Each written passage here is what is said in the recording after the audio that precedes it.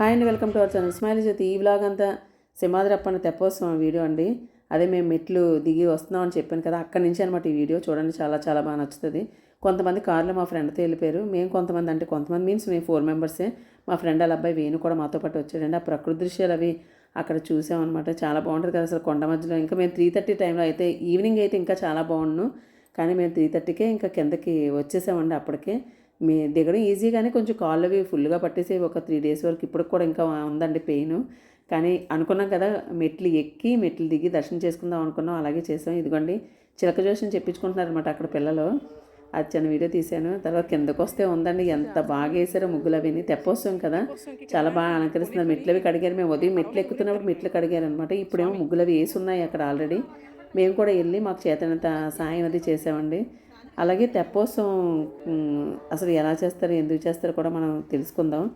దేశంలోని ప్రముఖ పుణ్యక్షేత్రంగా విరాజిల్లుతున్న సింహాచలం శ్రీ వరాహలక్ష్మి నరసింహ తెప్పోత్సవం మొన్న అత్యంత వైభవంగా జరిగిందండి. ప్రతి ఏటా కూడా బహుళ అమావాస్య రోజున ఇది సాంప్రదాయబద్ధంగా నిర్వహిస్తారు ఈ ఉత్సవాన్ని.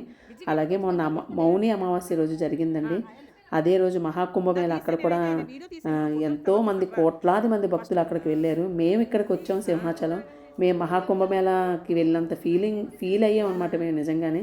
ఆ రోజు మా ఫ్రెండ్ కాశీ వాటర్ తీసుకురావడం ఏంటి, అక్కడ మేము స్నానం చేయడం ఏంటి, మహాకుంభమేళ ప్రయాగరాజ్ వెళ్ళి మేము స్నానం చేసినంత మేము అలాగే ఫీల్ అయ్యి పుణ్యక్షేత్రంకి వెళ్ళి దర్శనం కూడా చేసుకున్నాం కదా నారాయణని. మేము అలాగే అనుకున్నామండి. శివకేశ్వరుడు ఇద్దరు ఒకటే కదండి. అక్కడ శివుడిని దర్శనం చేసుకుంటారు అందరూ. మేము ఇక్కడేమో కేశవుని దర్శనం చేసుకుని తర్వాత ఎంత బాగా అన్ని పువ్వులతో బాగా అలంకరించారు. పావంచ దగ్గర అండి ఇదంతా అనమాట. ముగ్గులు అవన్నీ కూడా ఎంతో బాగా అలంకరించారు. అలాగే ఆలయ ఈవో ఎస్ శ్రీనివాసమూర్తి ఆధ్వర్యంలోనే ఇది అన్ని ఏర్పాట్లని ఘనంగా నిర్వహించడం అవి జరిగిందండి. ఈ ఉత్సవంలో భాగంగానే సింహాద్రినాథుని స్వర్ణాభరణాలతో శ్రీకృష్ణుడి కింద అలంకరిస్తారనమాట. అనంతరం శ్రీదేవి భూదేవి అమ్మవారితో కలిసి అందంగా తీర్చిదిద్దిన పల్లకీలో ఆసనులుగా చేస్తారు. వేద మంత్రోచ్చరణలు, మృదుమధుర మంగళ వాయిద్యాల నడుమ మెట్ల మార్గం ద్వారా బోయలు కొండ దిగువకు తీసుకొస్తారనమాట. అప్పుడు చెప్పాను కదండి, అసలు 4 o'clockకి దేవుని కింద దించుతారనమాట. ఇంకా తర్వాత దర్శనాలు ఎవరికి ఉండవు, అంతవరకే ఇస్తారు దర్శనాలు. జనాలు కూడా చాలా ఎక్కువ వచ్చారు. చూడండి రంగవల్లికలు ఎంత బాగున్నాయి.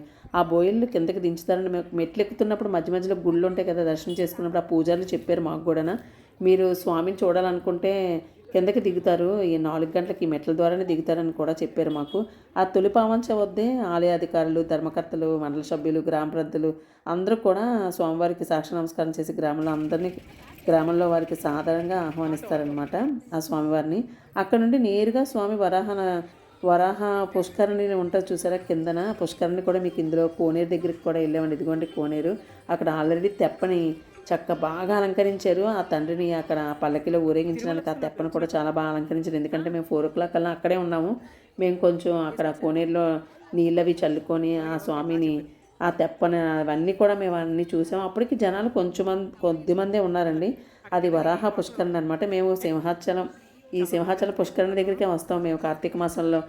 దీపాలు వదులుకోవడానికి కూడా మీరు ఆల్రెడీ నావి వీడియోస్ చూసే ఉంటారు. కార్తీక మాసంలో ఇక్కడే దీపాలు అవి వదులుతాం అనమాట. అలాంటి చోట ఈ వరాహ పుష్కరిణిలోనే వరాహలక్ష్మీ నరసింహస్వామి తెప్పోత్సవం అది ఉత్సవంగా జరుపుతారండి. ఆ టైంకి జనాలు కూడా చాలా ఎక్కువ మంది వచ్చారండి. చాలా అంటే చాలా, మీరు వీడియో చేస్తే మీకే అర్థమవుతుంది. ఆ మధ్యలో ఉన్న కళ్యాణ మండపంలో ఆశీర్లు చేసి శాస్త్రోక్తంగా షోడోపచార పూజాది కార్యక్రమాలు గావిస్తారనమాట. ఆ తెప్పను బాగా అలంకరించారు చూసారా. అక్కడ పల్లకీలోంచి మొత్తం వీధిలోంచి అలాగా వస్తారండి. ఆ వీధులు కూడా చక్కగా కడిగి ముగ్గులై పెట్టుకొని అవన్నీ మీరు ముందు వీడియోస్ చూశారు కదా.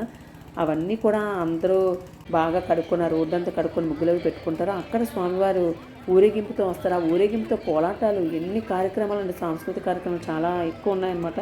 వాటితో అన్నిటితో కూడా స్వామివారు వస్తారు. వచ్చిన తర్వాత ఆ తెప్పలో ఆ స్వామివారిని అక్కడ ఉంచుతారనమాట. ఉంచి 3 సార్లు తిప్పి అప్పుడు ఆ మధ్యలోకి వెళ్ళి ఈ శాస్త్రోక్తంగా ఈ పూజా కార్యక్రమాలన్నీ కూడా నిర్వహిస్తారట.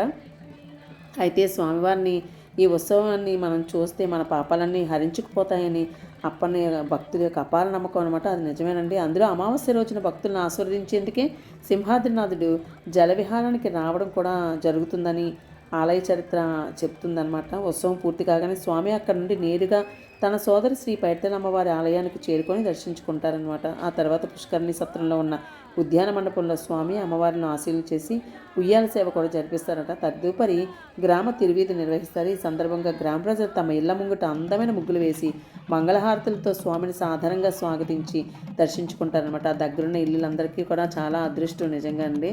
ఇదిగోండి స్వామివారిని ఇలాగా ఇలా వస్తారనమాట. ఈ వీడియో అయితే నేను చూడలేదు కదా, వేరే వాళ్ళని అడిగి నేను ఇది పెట్టడం జరిగిందండి. ఇదిగోండి స్వామివారు ఇలా వస్తారు.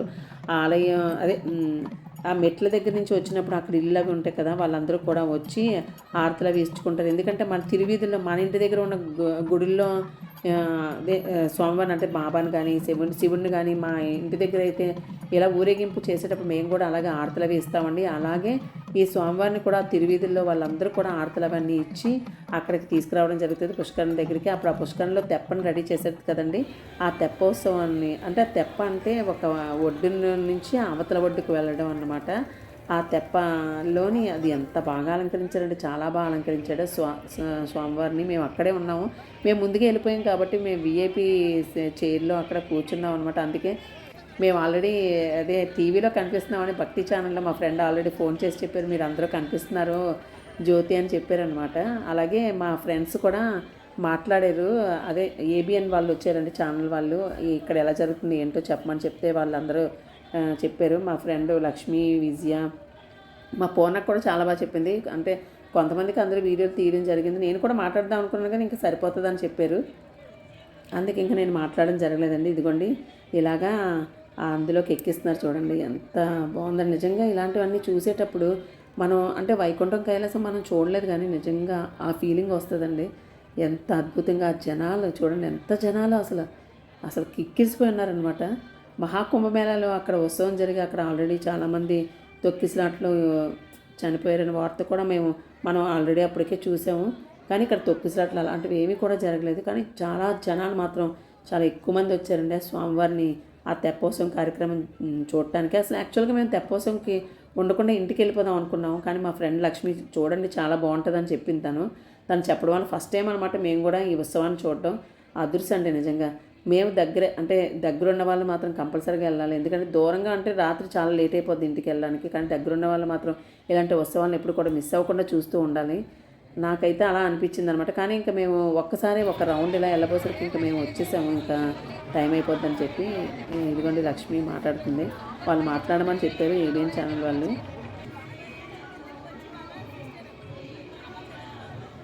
అలానే మా పూర్ణక్క, మా ఫ్రెండ్ విచ్చి వీళ్ళందరూ నేను కూడా మాట్లాడుతాను. ఇంకో 3-4 మెంబర్స్ మాట్లాడారు కదా అని చెప్పేసి ఇంకా ఆగిపోమన్నారనమాట. అలా అయిపోయిందండి. ఏబిఎన్ ఛానల్లో కూడా చూపించారట. అలాగే మేము భక్తి ఛానల్లో కూడా మేమంటే ఆ విఐపి దాంట్లో ఉండడం వల్ల మేము కూడా టీవీలో వచ్చామని అప్పటికప్పుడు అందరూ ఫోన్ చేసి చెప్పారు మా ఫ్రెండ్స్ అందరూ. మనం ఎలాగ తిరుపతి వెళ్ళాం కదా, తిరుపతిలో కూడా తెప్పోత్సవం ఉత్సవ కార్యక్రమాలు జరుగుతాయి. కానీ మనం తిరుపతి కూడా చాలామంది వెళ్తారు ఈ ఉత్సవాలు చూడటానికి. మనం దూరం కాబట్టి తిరుపతి వెళ్ళకపోయినా అట్లీస్ట్ దగ్గరలోని సింహాచలం దగ్గరికి వచ్చి ఉత్సవాల్లో పాల్పంచుకుంటే చాలా బాగుంటుందండి. అలాగా లక్ష్మీ నరసింహస్వామి వారు అక్కడ చక్కగా తిరుగుతూ ఆ కోనేరులోని ఆ మధ్యలోకి వెళ్ళి పూజలు అవి అందుకుంటారనమాట. ఇంకా మేము టైం అయిపోద్దని అప్పటికే 7:30 అయిపోయిందండి. చూశారు కదా జనాలు ఆ ఉత్సవం అదిని. మీకు నచ్చేటట్టయితే సబ్స్క్రైబ్ చేసుకోండి ఫ్రెండ్స్. ఇంక ఇంటికి వచ్చామండి. కారులోనే వచ్చాం, లక్ష్మీ కారులో. చక్కగా తీసుకొచ్చేస్తుందండి మమ్మల్ని. ఇంకా అలా అయిపోయిందనమాట ఈ ఉత్సవం కార్యక్రమం అంతా చూసినందుకు చాలా హ్యాపీ అనిపించింది మాకు. Govinda Govinda. Bye friends. Thank you so much my dear friends.